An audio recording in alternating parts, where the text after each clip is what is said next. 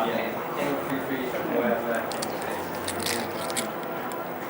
hello everyone. I'm going to do a quick talk on the brief history of handheld gaming. We simply do some talks, and there's some people here who seem to be staring and taking some notice, which is fine. Other than that, I'm just going to do it to the camera. And if you do start looking away, I'm going to start working under this lens here and doing stuff around here. So, if we can have the volume down. I don't mind if your eyes do divert to the TVs and things, that's fine. I understand that they are flashing and full of incredible fun things to do. Anyway, basically this is based on an article which I wrote for the Caerphilly online website, so if you have read that article, I'm not going to cover anything new.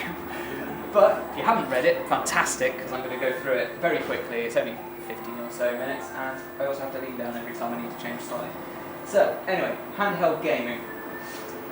Obviously different from what you're doing in front of you. There we have the handheld gaming exhibition just to the back there. If you haven't already tried the Game Boys and the Toytronics and things like that, please do, because they are fun and good and in 3D, some of them.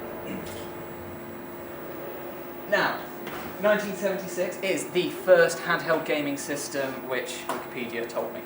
So, this one does not have a screen of any kind. It is essentially just electronics in a box. Later systems did have the LCD screen, but this one was simply a game which you play where you race up and down a screen, racing with LEDs, not any kind of screen. So just the LEDs, which you now find in lights and things, just flashing in front of you. It's got 4 speeds, 4 levels, make it a little bit difficult for yourself. But that was the first proper handheld game running on batteries. And then we rush ahead and we have the liquid crystal display. The LCD sort of starts revolutionising things, and batteries get smaller and more powerful, which means you can run games such as Game & Watch, popularised in the early 80s by Nintendo and then ripped off by just about every other toy company since. These games were very simple. They were powered by, a lot of the time, watch batteries and had fixed screens, so the amount of actions which could be done, there was no sprites or anything. The screen had the images layered into the screen, and then it just charged the right one as you moved and played the game. So the games were still quite simple. A lot of the time it was just dodge the thing or throw the thing at the right time. But Game & Watch proved very successful with conversions of Donkey Kong, Mario, and I think there was even a Zelda one as well. So Nintendo did these up until the early 90s, and as I said, they got ripped off by just about every other one. The Tiger ones in particular, I found it online, it's fantastic. This was the first handheld game system I owned, and it was Batman, and it was terrible, but I loved it anyway, because you could pick up things and you could throw things, and then the Joker would come along and destroy you at the end of every level, so I never got past level 1. But these were basically released for every film, TV show, whatever there was out there, because cheap, easy to make, ran on AA batteries, made a horrible sound out of that little speaker there, and that is pretty much it for LCD systems. If you want to play some of these games, there is a fantastic resource online called pikapic.com. The website is there. Make a note of it or log it into your brains, because you can play all sorts of old LCD systems properly emulated in your browser, so you can then skip between them and not have to waste money on the batteries. And also some of them are quite rare and hard to find. Some of them fetch quite a lot of money on eBay, so if you want to just give them a go, of course, we've got some over there, so well, do try them out for real, but this is a fantastic resource online, I do recommend it. But in 1989, Nintendo changes the game. They released their Game Boy system.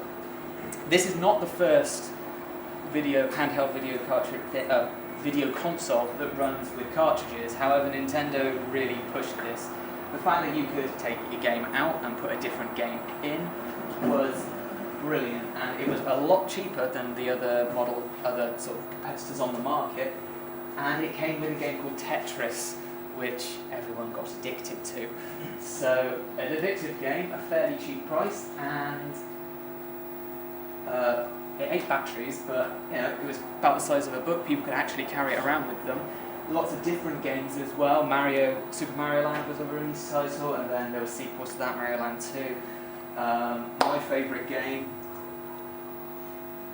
not on the slide yet, but I'll talk about it in a second, came with a wealth of accessories. You had one of the first digital cameras was plugged into the Game Boy, and people could essentially Instagram before Instagram. You could print off stickers of yourself in low little 8-bit and stick them on your friend's thing. You could do silly things with it. You could print them out. Eventually came out with a pocket version which had much better battery life and slightly better screen, because you could not see it. On a sunny day like this, you did not want to play a Game Boy unless you wanted to hide indoors like we all are doing. You didn't want to play one outside because the sun just reflects. Pocket had a better screen, and then eventually they came out with the colour version as well, which featured about 8 different colours, which was still pretty rad at the time. Sorry, I just used the phrase rad. I apologise. I may do it again, so Craig, kick. Let's talk about my favourite game very quickly. This is Legend of Zelda. Oh god, I forgot the name of it. That's awful. Legend of Zelda. Prompt. Anyone? I didn't know what really. It's a test, that's it. I'm not forgetting my favourite game's name. So, it's not Ocarina of Time. This is... Oh, my brain. Anyway, Legend of Zelda. I will remember it afterwards and kick myself. This pretty much was my childhood, sat in my bedroom playing this. It's probably like a full epic RPG story where you can experience things. You go and talk to the villagers, you go and quest through dungeons, you beat the bosses, you get more levels. It's pretty much a standard Zelda game, which I still cannot remember the name of. That's it, Wikipedia. But it lasted about 20 hours of gameplay on this thing, and you could save your game on the Game Boy, which is fantastic. So, despite me ruining its legacy and forgetting its name, this is my favourite game on the Game Boy, and still is one of my favourite games. You can still get it now on the DS, 3DS. You can download a 3DS version of it, and I urge you to do it, and you'll find it and know the name of the title. Anyway, that's my favourite game. Of course, there were competitors to the Game Boy. 1991, Sega released the Game Gear. This one had full colour screen. It had a TV tuner. It destroyed any battery which you put into it in about 3 hours, and you had to plug it into a tether. So it's not the most handheld of things. However, a chap was telling me a story that he took one to a Madonna concert in Wembley Arena when it was first released, sat with the portable tuner and tried to watch the NFL game on it, and succeeded for roughly half an hour. Didn't do actually particularly well anywhere other than in the UK and slightly in the US. Just to drop some figures on you, the Game Boy sold roughly 100 million units, whereas this one sold about 3 million. So Sega were pretty much flattened by the Game Boy, but it did have columns on it, which was poor man's Tetris, but still quite fun, and Sonic the Hedgehog and games like that, and Road Rash as well. I remember Road Rash, fantastic. It's the only portable system I use. Take 6 AA batteries. 6 AA's. So that's not a 4-pack of AA's, which you can buy just in the store. You have to go out and buy 8, and then they would run out in 3-4 hours, if you're lucky. It's very handy to use an AC or DC adapter, but sometimes the ports would fall apart. Exactly. So not the most robust of things, and promptly trounced, which is unfortunately a theme with Sega. However, in 1998, this is almost 10 years after the Game Boy was first released, the Game Boy was still popular, and there's one good reason for it, and it's on the screen there. Pokemon was released in the UK around 98. It came out earlier in Japan because it had the animated series. But this buoyed the Game Boy again. So the Game Boy kept coming back and was still the prominent handheld through pretty much all of the 1990s, which is why it sold so many units and why so many people have fond memories of these consoles. I personally was getting a little bit old for Pokemon by the time it had come out, but it reintroduced a whole new set of kids into the Game Boy and the Nintendo line. So it kept going, and I was listening to a podcast yesterday about a 29-year-old person being very, very upset that their Game Boy cartridge got wiped before they went to fight in the UK Championships for Pokemon. So you could train your Pokemon, go and play in the championships, and then there was an international championship of Pokemon with quite substantial prize money, I hear. Not to say that the Game Boy didn't have competition. There were other consoles released in the 1990s. One by Nintendo itself. Does anyone know the name of this at the end here? Virtual Boy. Did it even come out in the UK? I didn't check. It was the first 3D handheld that Nintendo launched. So they're doing quite well at the moment with the 3DS. But this was their first try, and you sat it down on a table, put it in, so it's not really handheld, but then you put your eyes into the visor, and you had some beautiful red and black 3D graphics pumped into your eyeballs, which you could only stand for about 10-15 minutes. Safe to say, it didn't do very well. And then at the top you had the Game.com, made by Tiger, who made the Batman game previously. That one was slightly more successful, but ultimately didn't get very far. And at the bottom is the Neo Geo Pocket, which was a fantastic system, however, again, didn't get very far in the UK at least. So leave a bit of money on eBay. They do sell. A lot of Neo Geo software is very expensive because it was quite hard to come by. It wasn't hard to come by, it was just expensive at the time. So no one bought it. It was the rich kids. So we move into the 2000s, and it's still sticking with Nintendo. These are all three versions of the Game Boy Advance. We've got the original one, which again had a terrible screen, lots of colours, but you couldn't see it in the sunlight. They then launched the SP. We do have a Game Boy SP over there to play with, which had a brighter screen and folded up nicely so the screen didn't get damaged. And the micro version, which didn't really, it was launched towards the end, and I had one of these, and it was fantastic because it's about the same size as like a phone these days, and had a gorgeous little bright LCD screen.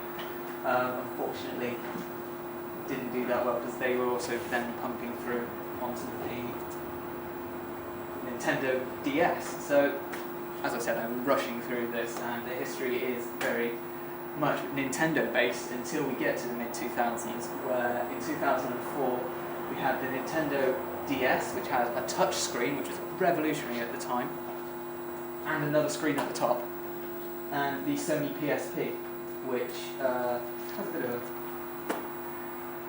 a maligned history, I think, but I quite like this PSP anyway. So the DS had 3D titles on it, such as it launched with Mario 64 on it. It eventually had Mario Kart, like every other Nintendo console, and sold by the bucket load. It had numerous revisions, so continuing this theme of, rather than releasing brand new hardware, Nintendo and Sony both sort of took their original handheld hardware, revised it and kept releasing it, and the DS really took off when it was the DS Lite.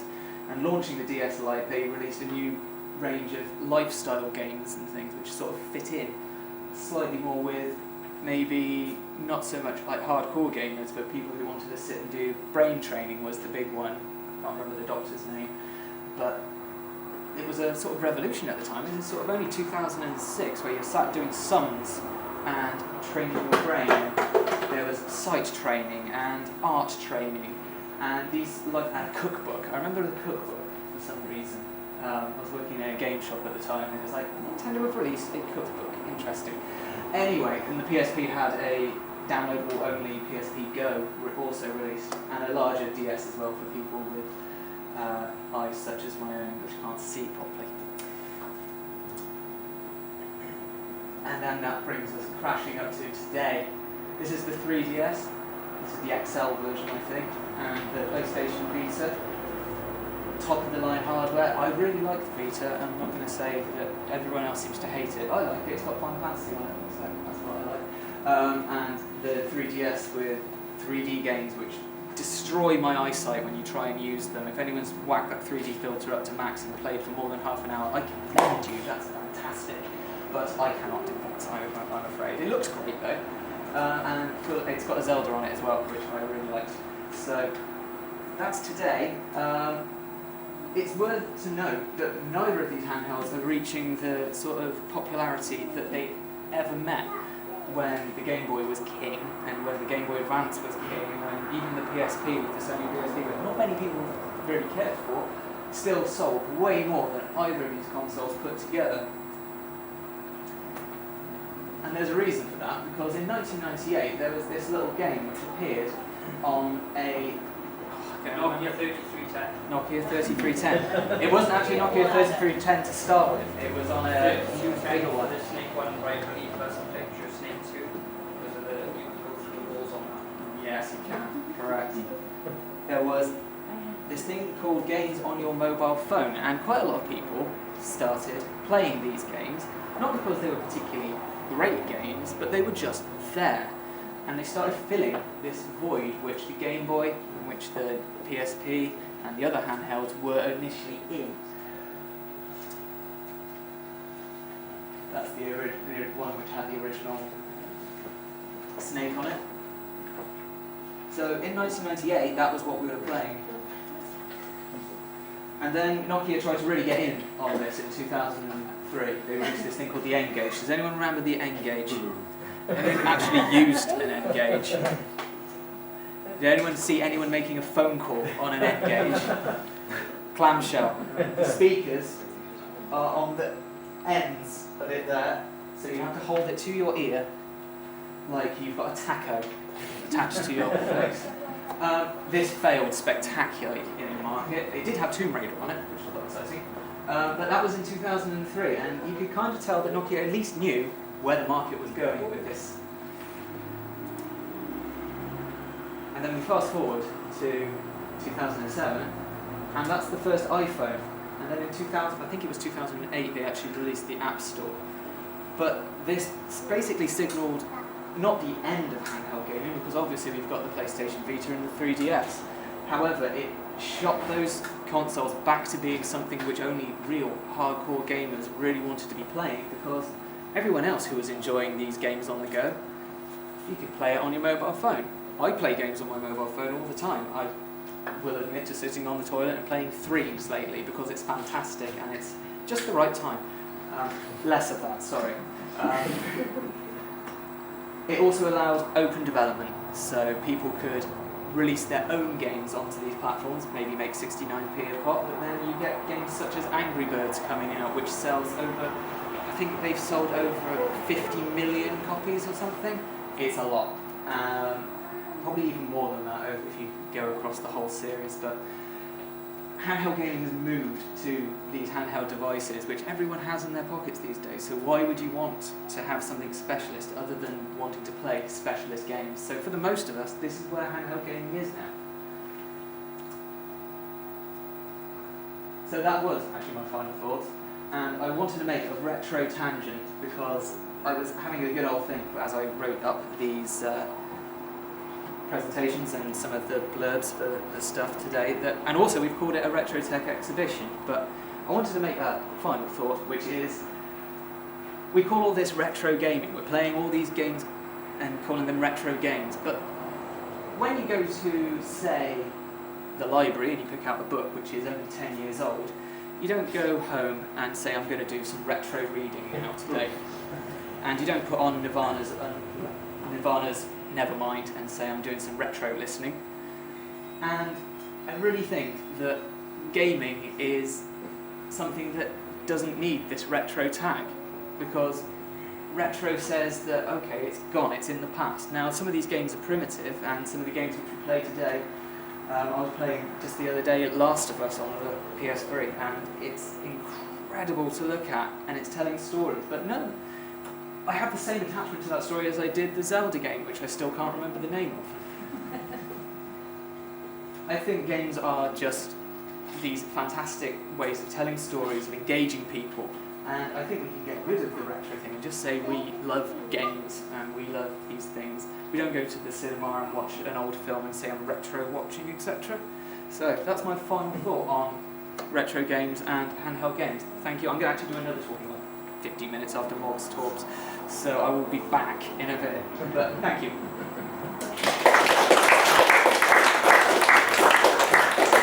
It's all online. No, it's not. I just ripped all the Prezi off.